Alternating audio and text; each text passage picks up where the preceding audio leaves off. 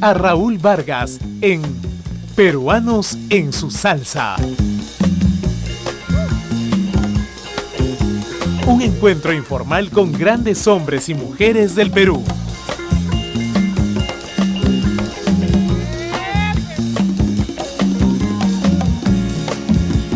Peruanos en su salsa.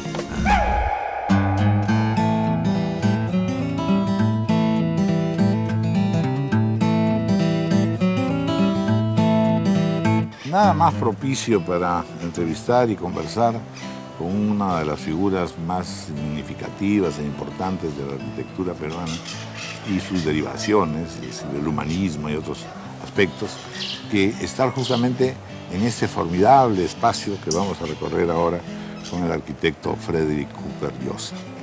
Una figura, insisto, preponderante, fundamental para podernos explicar muchas cosas de la arquitectura peruana y el entronque no solo del pasado, sino también el entronque con la modernidad. Muchas gracias, Frederick, por esta entrevista en la intimidad y en el espacio estupendo de tu casa. Gracias a ti, Raúl, por haber pensado en mí para formar parte de uno de estos Bueno, programas. siempre en realidad no es fácil, evidentemente, me imagino, para ningún país decir que tiene una arquitectura propia y poco comunicable, porque si hay algo que parece caracterizar a la arquitectura es su universalidad. Así es. ¿No? Eso es la grandeza, la riqueza de la arquitectura, ¿es eso? ¿Su universalidad? Sí, y yo creo que para nosotros los peruanos esa debería ser una condición mucho más evidente, mucho más habitual de lo que es el pasado del peruano. Lo identificamos o lo reconocemos fundamentalmente a través de la arquitectura. El pasado prehispánico está sobre todo signado por edificios. No es que, digamos, las culturas previas al periodo incaico hicieran únicamente construcciones, también hicieron relieves, también hubo pintura, etc. Pero es indudable que la forma de expresión política, religiosa, cultural en general del pasado peruano fue la arquitectura. Curiosamente, en nuestra educación, en la mía, probablemente en la tuya, se desdeñó el mundo prehispánico. Nosotros no aprendíamos nada, o casi solamente como referentes exóticos de las cosas que habían hecho los antepasados anteriores a los españoles. Por ejemplo, a nosotros nos conmueve mucho el descubrimiento de Machu Picchu y es ahí en algún momento que ya empieza uno a descubrir la identidad, por así decirlo, prehispánica, ¿no es cierto? Pero donde más conmovedor y comprometedor resulta todo este descubrimiento es cuando empiezan los hallazgos en la costa. Así es, ¿no? Así es. Es un fenómeno. Bueno, porque han estado siempre ahí, siempre, es un poco comprueba lo que te decía al comienzo, siempre se ha reclamado a la sociedad peruana contemporánea su negligencia respecto a estas evidencias que no se explotaban.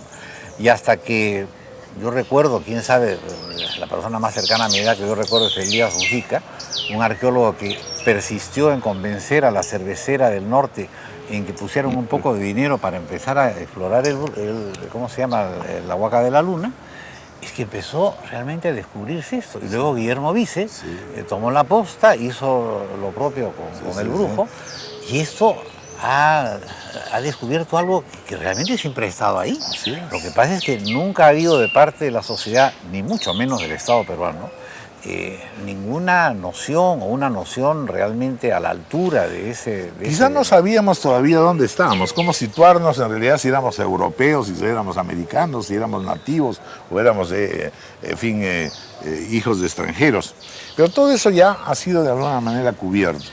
Y surge el otro fenómeno, el fenómeno de a veces un nacionalismo exagerado o una reproducción un poco medio guachafona, ¿no? Del pasado incaico, sobre todo. El que más ha sufrido es, digamos, el cusqueñismo, ¿no es cierto? Se ha copiado tanto estilo cusqueño, en fin.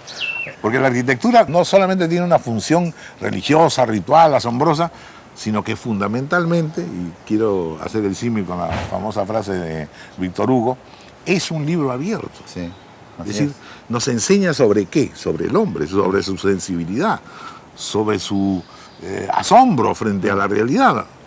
Pero hay una cosa bien importante en esto, a propósito de esto, Raúl.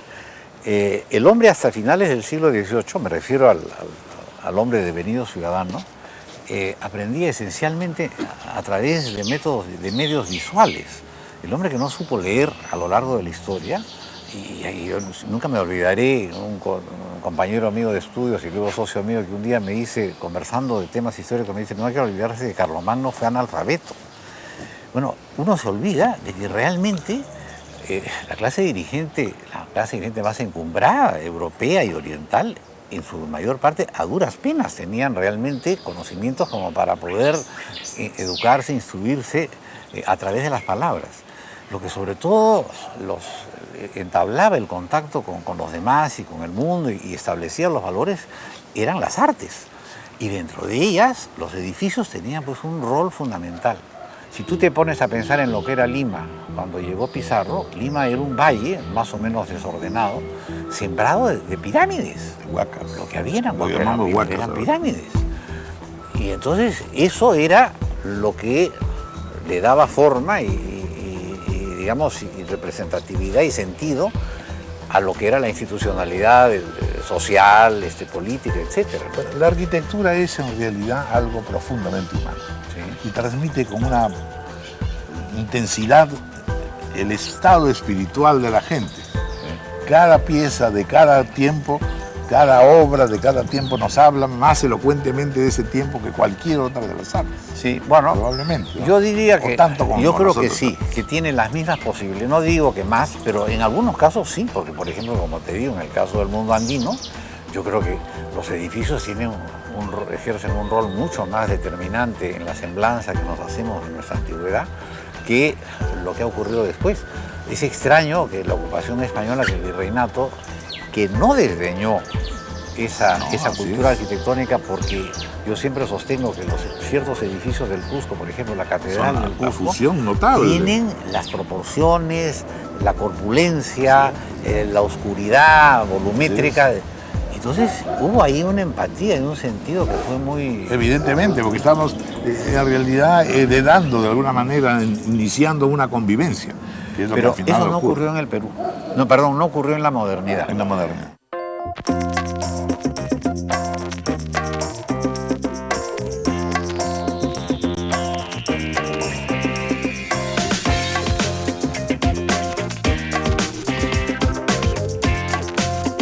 La cuestión medular es ahora si en efecto podemos hablar en el Perú colonial y del Perú republicano que haya inspiración y estilos arquitectónicos que nos reflejen. Sí. Por ejemplo, el 19, sí. ¿Qué cosa queda del 19? ¿Quiénes fueron las grandes figuras? Ahí hay una multitud de grandes arquitectos y diseñadores europeos en la mayoría de los casos. Pero la mayor parte, al Perú no vienen arquitectos, ni se forman arquitectos, no se formaban arquitectos en el Perú, ni vienen arquitectos de fuera entrenados como tales. Primero porque recién la arquitectura profesionalmente se desarrolla en Europa desde mediados del siglo XVIII, pero centralmente el siglo XIX. ¿Pero quiénes hacían las grandes iglesias? Bueno, las iglesias medievales. Eran que se habían tratados, como habían, digamos, lo que ahora llamaríamos pues especialistas, que se llamaban alarifes o maestros. Ya.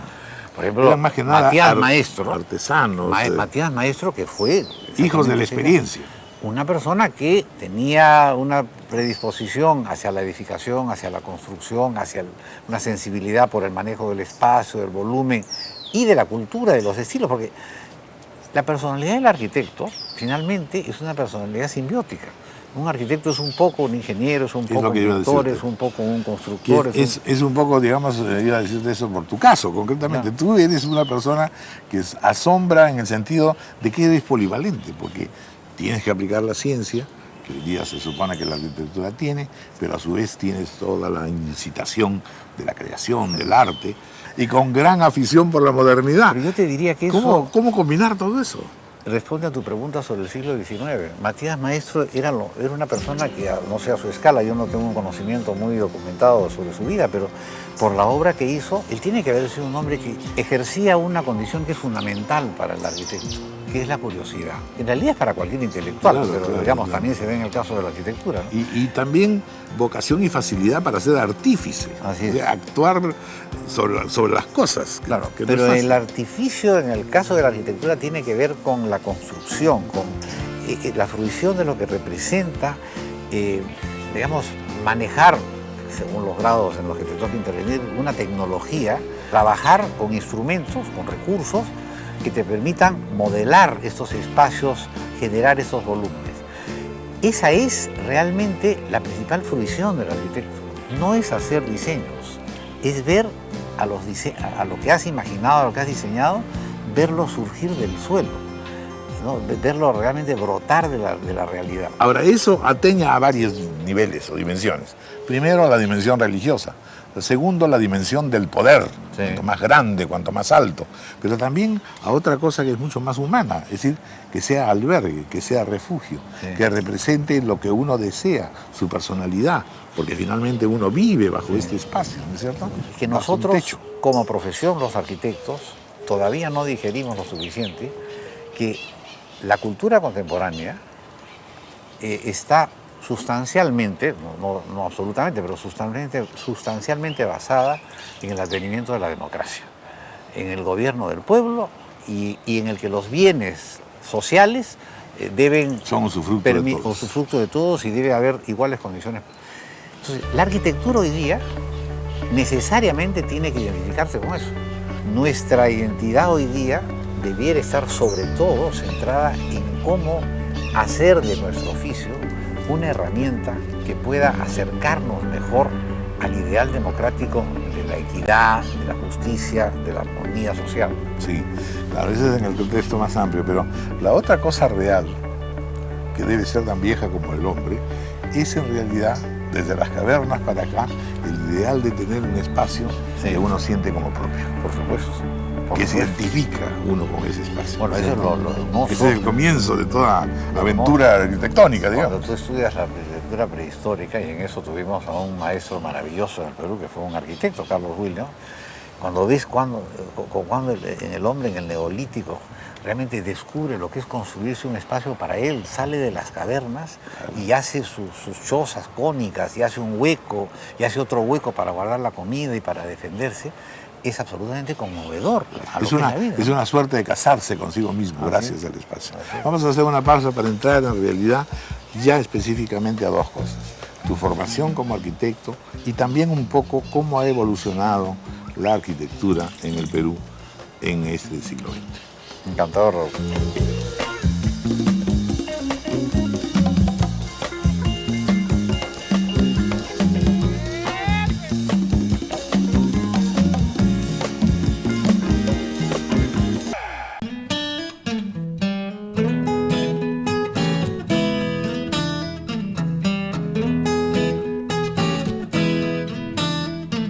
Estamos en una de las salas de la casa de Frederick Cooper Llosa, diseñada por él, y que si uno la ve se queda entre asombrado por la sencillez y al mismo tiempo la claridad, la limpieza del trazo de la casa. Y entonces descubrimos que efectivamente estamos ante un arquitecto profundamente enraizado con el Perú, pero al mismo tiempo buscando también modernidad, y que en su revista de una enorme importancia, como es el caso de Arquinca, él nos muestra pues entonces esta universalidad, esta plenitud de búsqueda de estilos y de creaciones arquitectónicas. Voy a insistir, Frederick, en que nos cuentes un poco tu visión que responda a esa clásica pregunta, que parece un poquito tonta, pero que es necesaria. ¿Existe una arquitectura peruana? Supongo que me haces la pregunta en el sentido contemporáneo. Así es. Yo te respondería casi como se podría responder a la misma pregunta si se hiciera respecto a la producción literaria o pictórica. La idea de los estilos es una noción que se acuñó en el siglo XIX porque, por una razón, la explicación es muy larga, pero sucintamente es porque las escuelas de bellas artes operaban a base de transmitir estilos. Ahora, yo te decía que se podría responder como en la literatura, porque yo creo que lo único genuinamente peruano que puede surgir en un edificio es la autenticidad con la que el arquitecto o el escritor o el pintor manejen los ingredientes con los que va a trabajar su novela, su cuadro o su edificio. Yo no puedo hacer un edificio en Lima, creo, hoy día, eficientemente ni convincentemente, utilizando mecanismos que ya están en desuso, que no tiene artesanos, que no tienen materiales, que no tienen referentes, que se ejerciten cotidianamente. Esta casa, ¿por qué es así? Porque cuando yo decidí hacerla, no me propuse hacer nada preconcebido. Yo, como toda persona que ha vivido en el Perú, más o menos expuesta, digamos, a las circunstancias de su educación, en la Universidad de Ingeniería tuve una vida que estuvo muy en contacto con los problemas sociales peruanos y con los problemas políticos peruanos, y tuve un compromiso político no radical, pero sí muy consciente. Y eso lo mantuve a través de mi educación aquí y luego en el extranjero. Entonces yo decidí usar, refinándolo, el mismo procedimiento que se usa en todos los pueblos marginales de Lima. Lo hice, como te digo, puliéndolo, pero eso es lo que yo creo que esa aproximación, no digo que sea la única la que hago yo, la que te lleva al estilo nacional, a una forma de concebir la arquitectura nacionalmente. Un poco, claro, están, digamos, los propios rasgos culturales, pero sobre todo la autenticidad. Lo que no puede identificarse con algo nacional, si es inauténtico, no sirve. Por eso, mira, yo tengo el mayor respeto y admiración por el Cusco, pero lo escribo continuamente en los diarios y trato de hacerles ver a los cusqueños que es espantoso lo que está ocurriendo ahí, porque el remedo de la arquitectura prehispánica y de la arquitectura incaica en circunstancias en las que ya no existe realmente ni el imperio incaico, ni la sociedad incaica. Son pastichos, ¿no? Y eso que transmite a la ciudadanía una idea empobrecida de su grandeza, una idea debilitada. Un edificio contemporáneo importante, imponente, hecho desde las raíces cusqueñas, tendría un efecto de orgullo, en fin, de superioridad para los cusqueños. Nosotros lo hemos visto, mayor. por ejemplo, eso que tú señalas, en el Museo del Señor de Zipán. Sí. Arquitectónicamente es notable. Sí, sí, claro. Y se siente profundamente, es decir, no es que se sienta profundamente peruano, sino que nos enorgullece la manera como refleja lo peruano. Así es.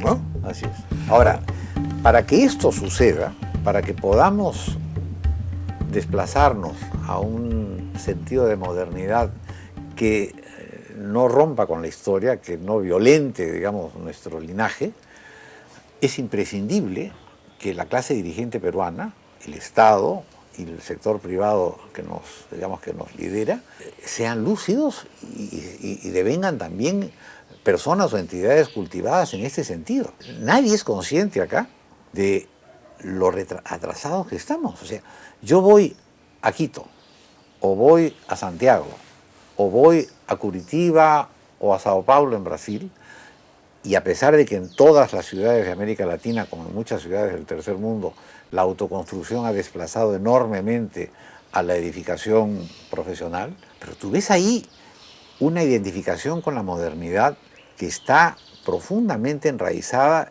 en los fundamentos históricos, en los fundamentos, digamos, tradicionales de sus países. Ahora, eso no pasa entre nosotros, porque desgraciadamente las edificaciones públicas se hacen en base a los gustos de las autoridades. O sea, la arquitectura la tenemos absolutamente en todo. Y porque la tenemos en todo, yo creo que ejerce inexorablemente un influjo psicológico que puede ser perverso o puede ser constructivo, puede ser alentador. Alentador, ¿no?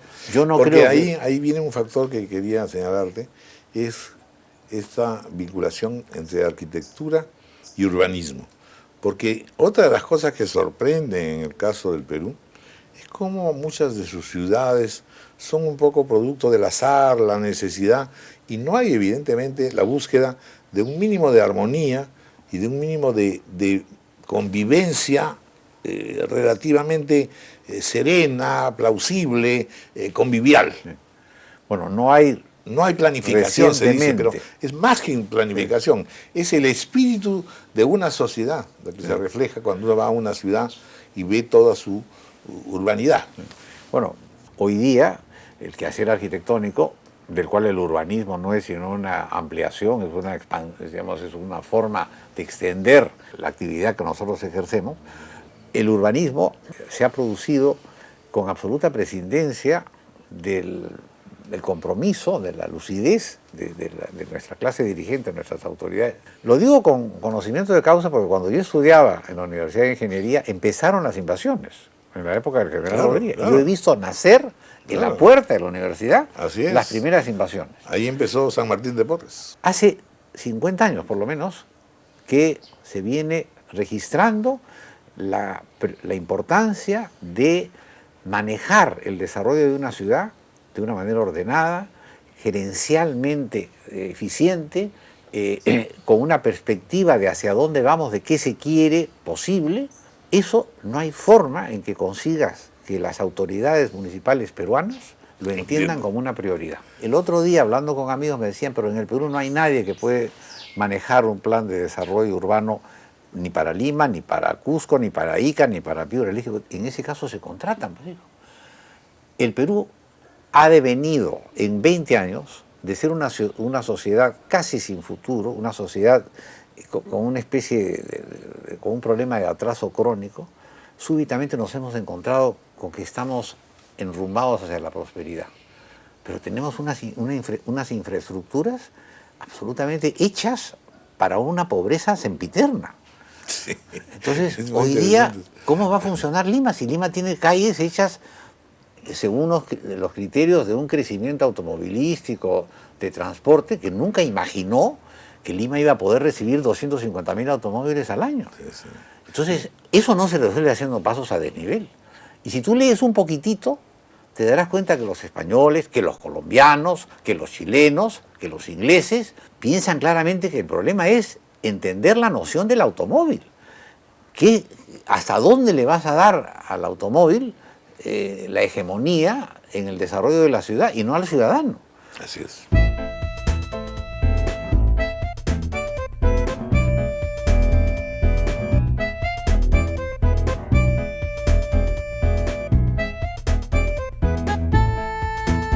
Frederick, el tiempo nos va ganando y yo quisiera un poco que me cuentes toda esta multiplicidad de amistades y aficiones.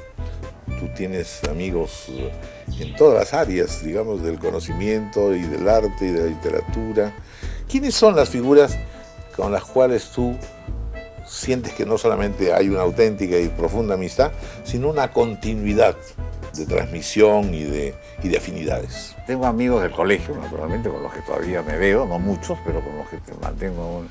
Y después, sin embargo, las relaciones humanas que yo establecí las hice esencialmente en la universidad. Para mí la universidad fue algo que yo creo que también está empezando a dejar de ser, pero porque fue esencial. Lo que me aportó a mí fue el descubrimiento del Perú.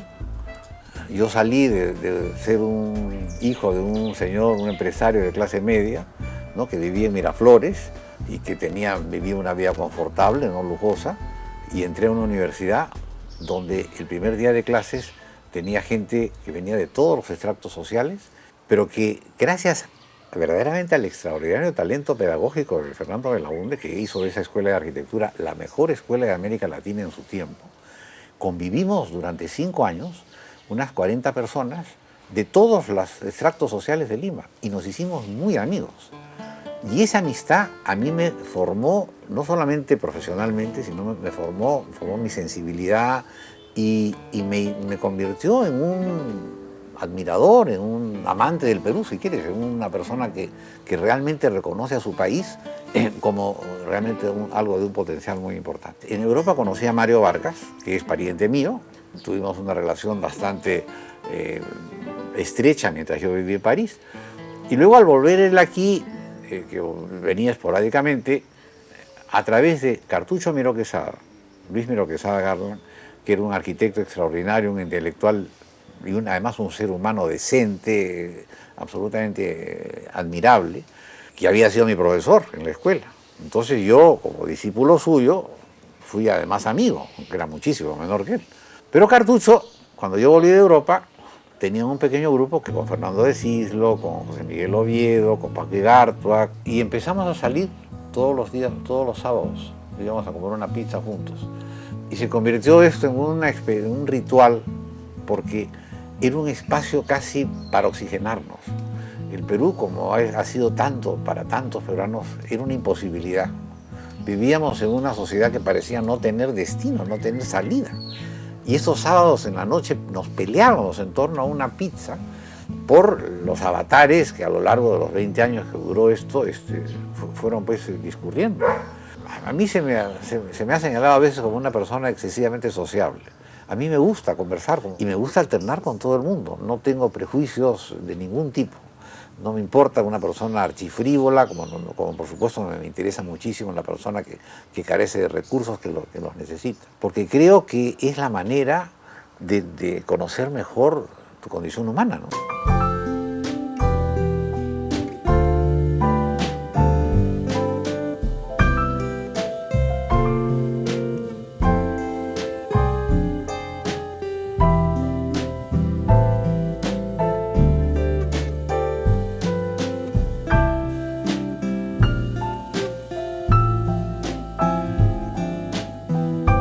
¿Siempre soñaste con ser arquitecto?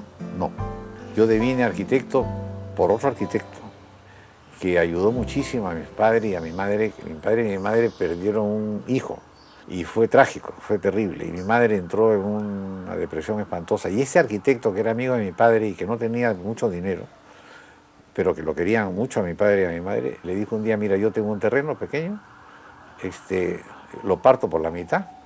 Y la única manera de sacar a Isabel, que era mi madre, de este pozo, es embarcarle en algo que yo creo que es absolutamente terapéutico para estos casos, que es hacerse una casa. Mi padre le dijo: yo no tengo plata, no importa, yo te gestiono el préstamo, pero si Isabel no hace esto, no va a salir. Y entonces yo vi cómo este hombre, realmente, que se llamaba Alfredo Dahmer, fue una persona que no solamente mostró un afecto y una demostración de solidaridad extraordinaria, sino que traía esos dibujos. Y a mi madre la logró ir realmente sustrayendo de la oscuridad, de este duelo, a esta cosa. Entonces trajo estos dibujos y yo vi hacerse la casa. Y me vi instalarse en esa nueva casa y vi cómo mi padre pudo económicamente arreglárselas. Entonces me pareció un oficio fantástico. Y yo creo que Alfredo Dahmer, si yo tengo que buscar un referente para esto, él es... En buena cuenta que te suscitó. Me suscitó, pero ya yo tenía pues 10 o 12 años, ¿no? Eso fue lo que... Bueno, muy interesante. Pero muchísimas gracias. Realmente ha sido una magnífica exposición sobre el Perú y esta cosa maravillosa del espacio hecho por el hombre para el hombre. Es una gran aventura. Y tú la has sobrellevado magníficamente. Y tengo la suerte de poderla vivir permanentemente. Muchísimas gracias. A ti por haber pensado en mí para un programa tuyo.